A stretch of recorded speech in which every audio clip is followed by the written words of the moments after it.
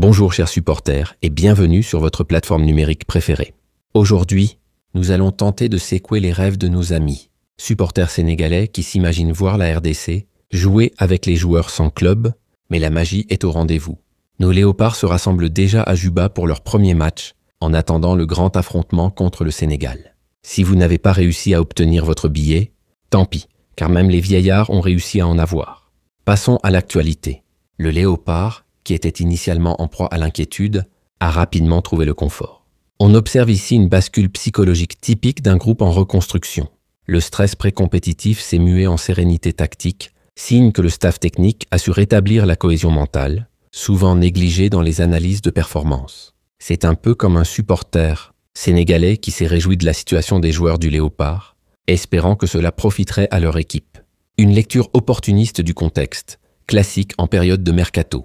Mais le football moderne ne se joue plus sur les rumeurs de transfert. Il se joue sur la capacité à maintenir un bloc équipe, cohérent malgré les incertitudes individuelles. Pendant son sommeil, il a vu le petit Boum Mbemba à Lille, Wissa à Newcastle, Diangana à Elche et Charles Piqué à l'Espagnol Barcelone.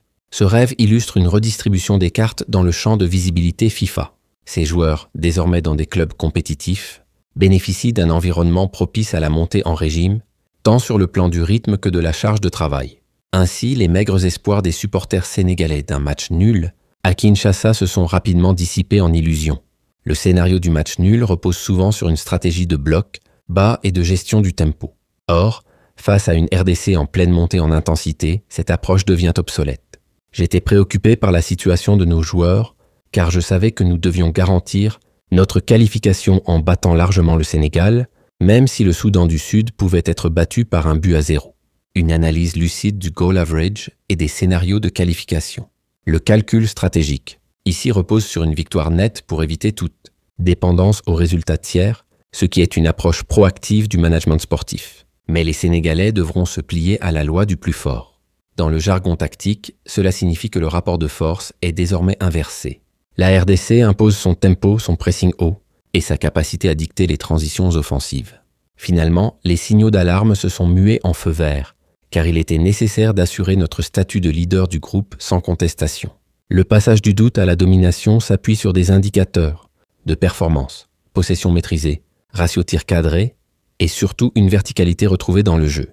Certains supporters africains se demandent pourquoi le Sénégal se retrouve en seconde position dans ce groupe, alors qu'il était habituellement en tête lors des éliminatoires de la Coupe du Monde ou de la CAN. C'est l'effet d'un changement de paradigme.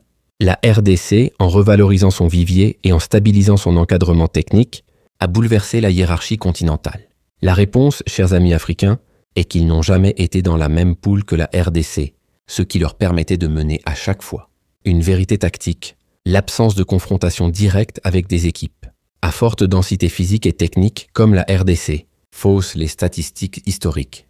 Maintenant que la RDC a décidé de retrouver son statut de grande nation du football, il n'y aura plus de favoris lorsque la RDC est impliquée. C'est une déclaration de réaffirmation identitaire. Le football congolais ne veut plus être un outsider, mais un acteur central du football africain. Durant le mercato, des joueurs comme Mbemba ou Wissa peuvent signer même à 4 heures du matin, le dernier jour de la période des transferts. Le deadline day est souvent le théâtre de mouvements décisifs. Ces signatures tardives montrent une capacité à négocier sous pression, un atout dans le football professionnel. Les léopards montrent leurs griffes, tandis que les lions sénégalais perdent leur rugissement. La situation pourrait vraiment dégénérer à Kinshasa, si les visiteurs ne tiennent pas fermement leur position. Le stade des Martyrs devient ici un territoire hostile. La RDC impose une intensité émotionnelle et physique qui peut désarçonner les visiteurs non préparés à une telle ambiance thermique. Il y a quelques semaines encore, l'ambiance était morose du côté des supporters congolais.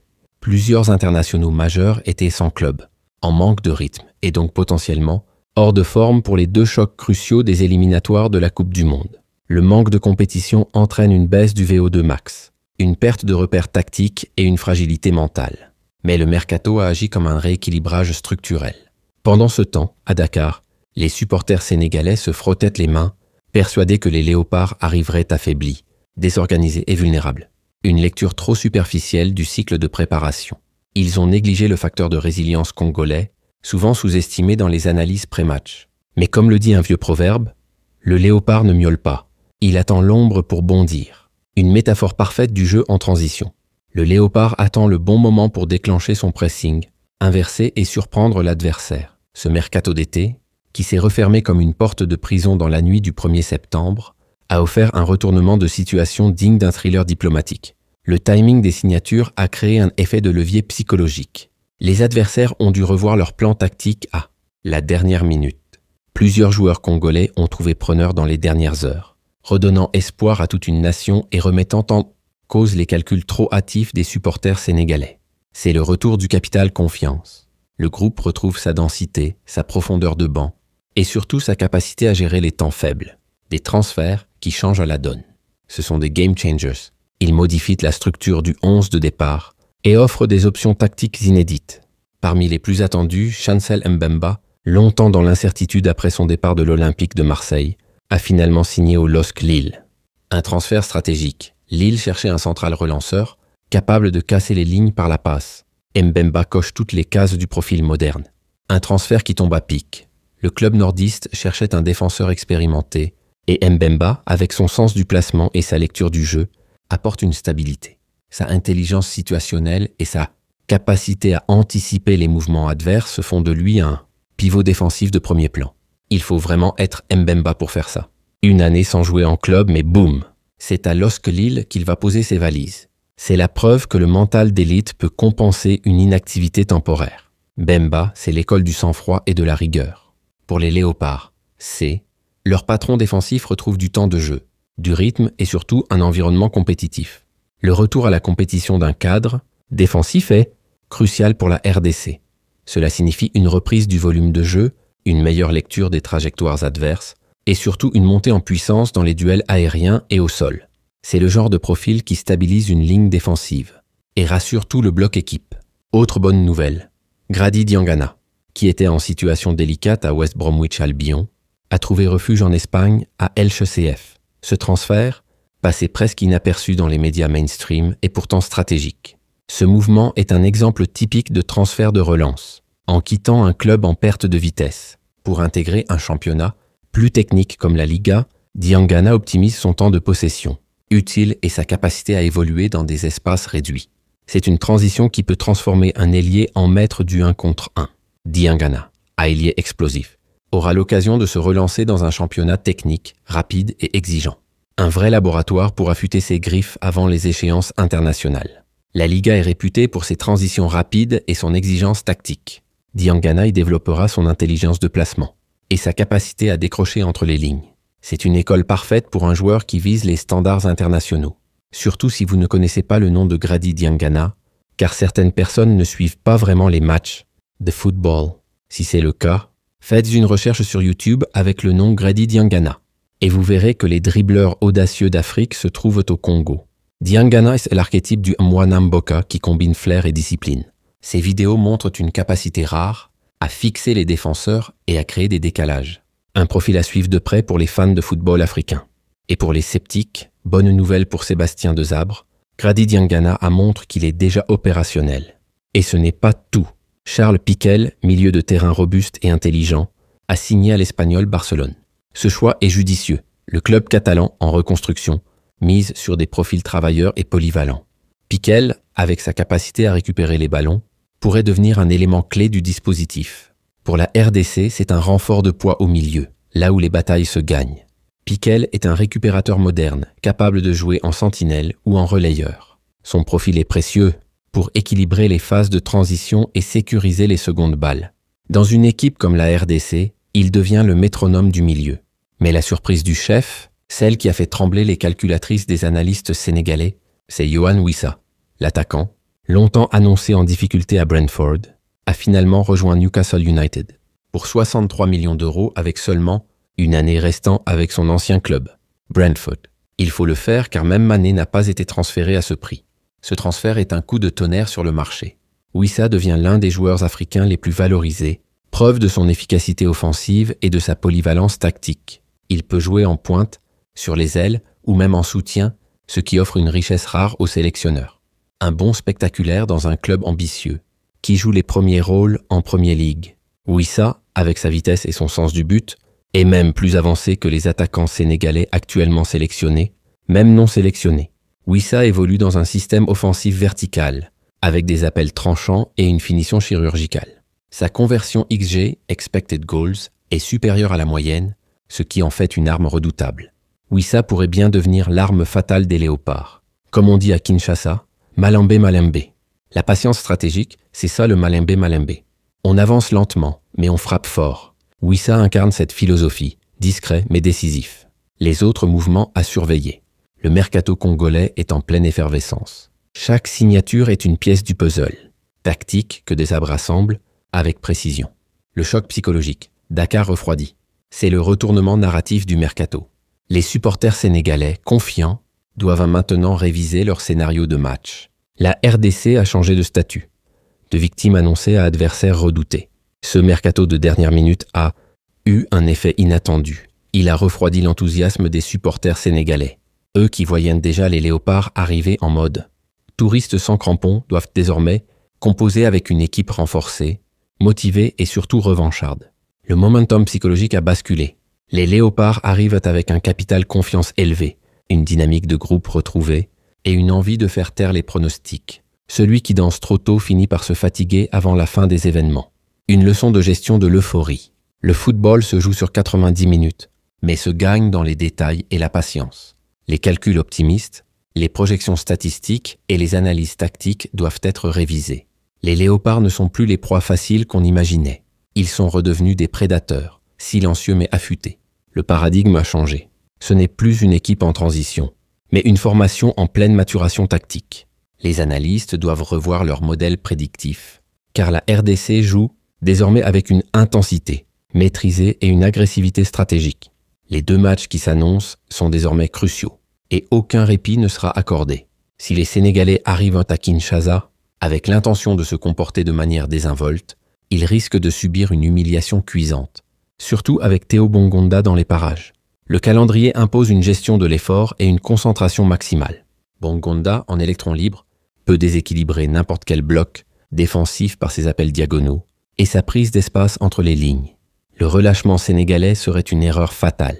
Bongonda, c'est Messi. Il est considéré comme un Messi, pourrait faire tourner la tête des défenseurs sénégalais s'ils ne font pas preuve de vigilance. Les supporters sénégalais, depuis Dakar, pourraient alors être témoins de la débâcle de leur défense. Comparé à Messi pour sa vision périphérique et sa capacité à éliminer en 1 contre 1, Bongonda est un facteur X. Il joue avec un centre de gravité bas, ce qui rend ses dribbles imprévisibles. Une défense en ligne haute face à lui serait suicidaire. Samuel Essandé est déjà à Juba. Cet attaquant puissant est un adversaire redoutable que Kalidou, Koulibaly préférerait éviter, surtout après le travail physique intense qu'il a dû subir à Dakar. Imaginez maintenant la situation pour Koulibaly à Kinshasa, lui qui est presque à l'âge de se reconvertir en entraîneur. Essandé, c'est le prototype du pivot moderne. Il sait jouer dos au but, fixer les centraux et libérer les couloirs. Face à un Koulibaly en fin de cycle, le duel physique risque de tourner à l'avantage du Congolais. L'usure accumulée devient un handicap tactique. Sadiki est présent.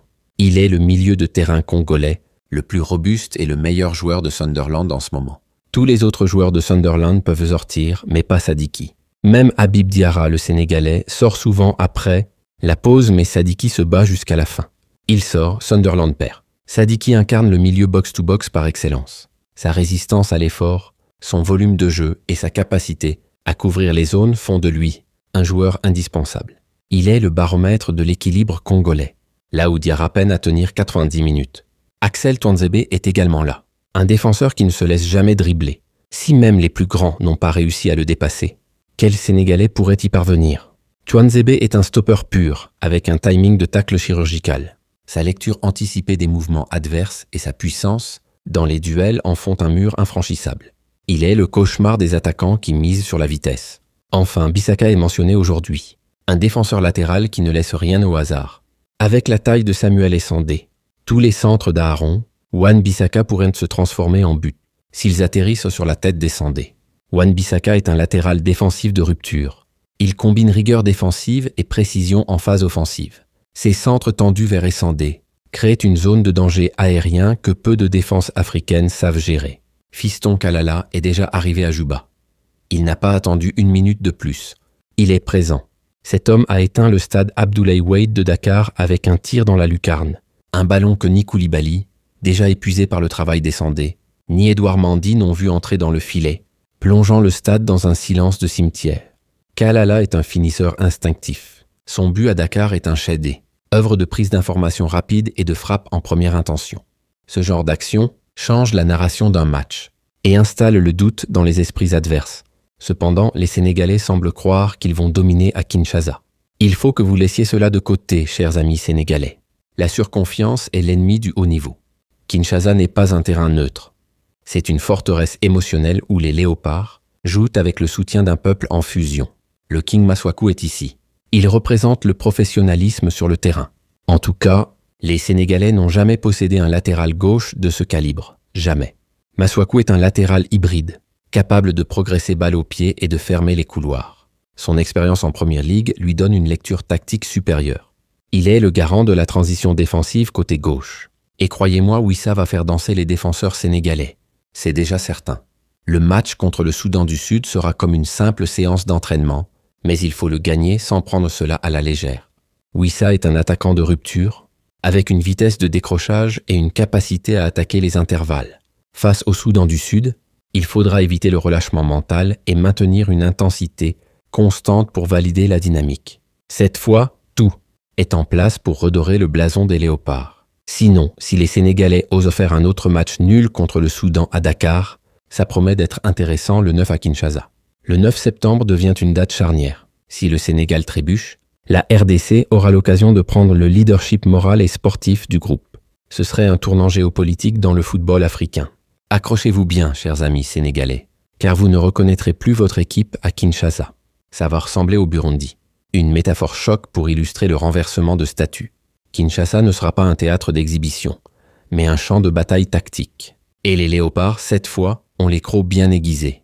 D'un point de vue des clubs, en ce qui concerne les joueurs congolais et sénégalais, la RDC se classe en tête des clubs où évoluent ses joueurs. Le Sénégal, quant à lui, se retrouve en Arabie Saoudite, à Dubaï, et quelques-uns en Première Ligue anglaise. Cette répartition illustre une différence de stratégie de carrière. Les Congolais privilégient les ligues européennes à haute intensité tactique, tandis que plusieurs Sénégalais optent pour des championnats à forte rémunération mais à faible exigence compétitive. Cela influence directement le niveau de préparation pour les matchs internationaux. En Première Ligue anglaise, la RDC a plus de joueurs que le Sénégal. C'est également vrai en Liga. En Ligue 1 française, c'est un équilibre parfait. Ces chiffres traduisent une montée en puissance du vivier congolais dans les ligues majeures. La présence en Première Ligue et Liga signifie une exposition à des systèmes de jeu complexes, une charge physique élevée et une résilience mentale accrue.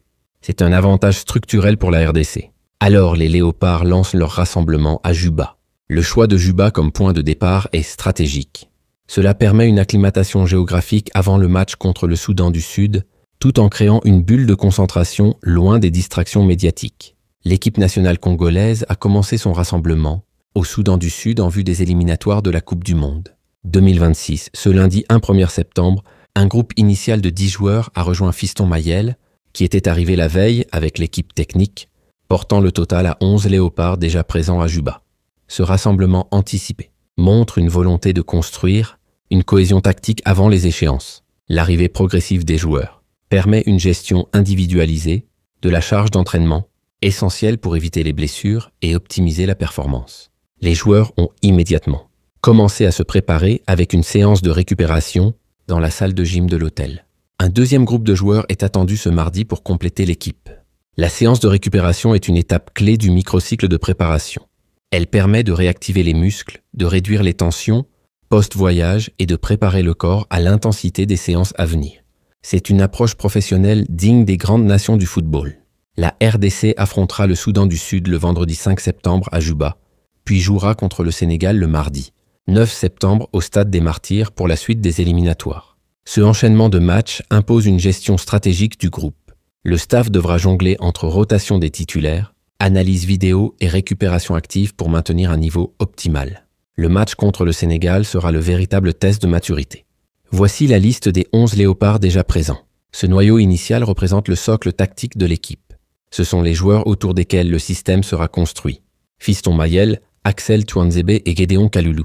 Arthur Massakou, Aaron Chibola et Noah Sadiki. Nathanaël Mbuku, Samuel Essandé et Samuel Mutusami. Edo Kayembe et Théo Bongonda. Le reste de l'équipe est attendu aujourd'hui. Ce groupe combine expérience internationale, polyvalence tactique et fraîcheur physique. Des profils comme Tuanzebe et Masuaku assurent la solidité défensive, tandis que Bongonda et Mbuku apportent la créativité offensive. C'est une base équilibrée. Dans un autre registre, Yohan Wissa a partagé un message émouvant à l'attention des supporters de Brentford après son transfert à Newcastle United.